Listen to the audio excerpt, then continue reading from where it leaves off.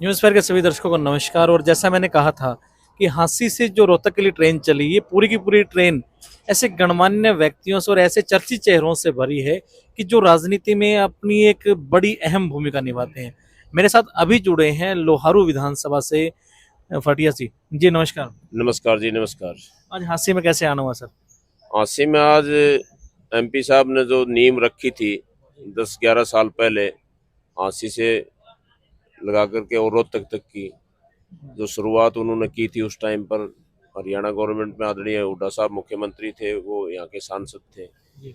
और बड़ी खुशी होती है जब नींव जिस आदमी ने रखी हो और उसकी जो शुरुआत आज करी थी, तो उसकी खुशी में आज सारे हमारे भिवानी से भी, आपके मैम से, चाहे हांसी से, हिसार से बहुत लोग आए थे उसकी खुशी मनाने के लिए। ये जो रेल की लाइन किया जो काम आदरणीय दीपेंद्र जी ने जो किया है, ये इस इलाके के लिए मेरे ख्याल से है ना, ऐसा काम कोई नहीं कर सकता।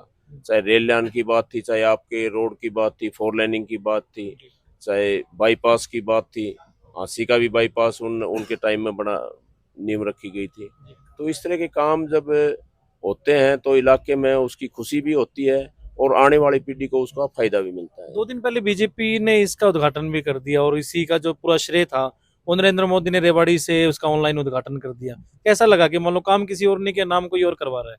ये तो इनकी अपनी एक बीजेपी की मैं समझता हूँ कि छोटी सोच की बात है जी। कि अब फिलहाल भी वो लोकसभा के सांसद हैं और उसके बावजूद भी उनको नहीं बुलाया गया। और ये प्रोटोकॉल में भी आता है कि जिस एरिया में अगर कोई भी सांसद है फिलहाल, चाहे वो गवर्नमेंट कोई भी हो, उनको बुलाना जरूरी होता है और उनका भागीदारी जरूर होनी चाहिए। और दूसरी मैं ये बात समझता हूँ कि उनकी तो बहुत जरूरी थी कि उनके टाइम में शिलान्यास किया गया था और उनके टाइम से ही ये रेल लाइन की जो शुरुआत की गई थी, तो उनको ना बुलाना ये बीजेपी की एक छोटी मानसिकता को दर्शाती है। जी, अगर मैं बात करूं तो आपका जो हल्के में है ना, एक बहुत बड़ा एक नाम है। और जैसा मैं सुनने में मुझे आया कि आप बसें भी आपने कई बच्चों के लिए आपने चला रखी, उसका एक बार थोड़ा सा बताएं क्या है? वो तो हमारे सबसे ज्यादा जो जरूरी मैं समझता हूँ कि शिक्षा का होना चाहिए। और शिक्षा के मामले में हमारा जो हल्का लुहारू है वो बहुत बड़ा हल्का है, 100 किलोमीटर की लंबाई पड़ती है। जी। और उन गांव में आपके तो इधर हांसी, चाहे हम भिवानी की बात करें, हांसी की बात करें, इधर तो मेन रोड है और सभी गांवों में सुविधाएं हैं, बस लगी हुई है। हमारे गांव में 7-7 किलोमीटर लड़कियां पैदल चल करके जाती थी कॉलेज तक, उनको जाने में बड़ी असुविधा होती थी। और खुशी जब होती है, आप जब उन गाँव में जाओगे, पूछोगे, जब हमने 4 साल पहले शुरुआत की थी, जिन गाँव से 20 लड़कियां जाती थी, लगातार 4 साल से चल रही हैं आपकी वो? लगा लगातार 4 सवा 4 साल हो गए और लगातार चल रही है। उसका नतीजा ये है कि जिन गांव में 20 लड़कियां जाती थी, आज उन गांव में 100, 150 लड़कियां जाती हैं। अच्छा, टोटल कितनी बसें हैं जो आपके द्वारा चलाई जा रही हैं? 37 के करीब हमारे साधन अभी लगे हुए हैं। और कोई भी गांव हल्का लुहारू का 111 पंचायतें पड़ती है और तकरीबन 150 के करीब ढाणी और गांव पड़ते हैं। कोई भी गांव ऐसा नहीं है कि जिसमें हमारी बस ना जाती हो। तो ये कहाँ से एक ये आपके दिल में एक आया विचार कि ऐसा कुछ होना चाहिए? क्योंकि आजकल तो सारे ना अपने ही पेट के ऊपर से हाथ फेरते हैं। आपने क्यों छोटे छोटे बच्चों के बारे में सोचा, और जैसा आपने अपने मुंह से बताया कि वहां से ना संख्या बढ़ गई है, तो ये ख्याल कहाँ से आया है इतना? लड़कियों की आप सबसे ज्यादा अगर माता पिता को, माँ बाप को चिंता होती है तो बेटी की होती है। और बेटी जब सुबह कॉलेज या स्कूल में जाती है, जब तक वो घर नहीं आ जाती, तो सबसे ज्यादा चिंता का विषय बेटी का होता है। और उसमें बेटी भी अपने माँ बाप के लिए लगा लो, या दो घरों में मैं समझता हूँ कि अपने माँ बाप का भी मान बढ़ाती है। और अगले घर में जब वो शादी होने के बाद जाती है, तो वहां भी वो शिक्षा अगर उसको मिली होगी, तो सबसे पहला अगर सवाल होता है तो यही होता है कि भी बेटी कौन सी क्लास में है, कितनी पढ़ रही है। तो पढ़ाई के क्षेत्र में आज मैं समझता हूँ कि पढ़ाई के लिए मैंने पूरे हल्का लुहारू के तमाम जितनी भी हमारी बेटियां हैं, उनकी शिक्षा के लिए हम कोई कसर नहीं छोड़ रहे हैं। चाहे वो कॉलेज की हो, चाहे स्कूल की हो। मैं तो ये कहता हूँ कि जो सेंटरों में जाती है, चाहे वो सिलाई सेंटर हैं या कोई दूसरे वो हैं, उनमें भी बहुत सी लड़कियां जाती हैं।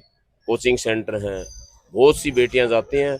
और इतना रात के समय में उन माँ बाप का फोन आता है कि चेयरमैन साहब हम तो निफराम हो गए, क्योंकि बेटी को घर से बैठा के ले जाना और शाम को घर पर छोड़ देना, तो वो चिंता उनकी दूर होगी। और उसमें सबसे ज़्यादा हमने ये कर रखा है कि भी उसमें कोई भी जेंट्स नहीं बैठेगा, सिर्फ और सिर्फ लड़कियां ही बैठती हैं उसमें। जी। तो जो अब चुनाव भी नजदीक आ चुके हैं, तो चुनाव को लेकर आप क्या तैयारियां आप कर रहे हैं? चुनाव का ऐसा मेरा कोई वो नहीं है। आपने बहुत सी रैलियां देखी होंगी, हमारी भिवानी की रैली थी, जी। गोपालवास में मेरी रैली थी, या मैं गांव में गली में या किसी कस्बे में जाता हूं तो इतना मान सम्मान लोगों का मिलता है।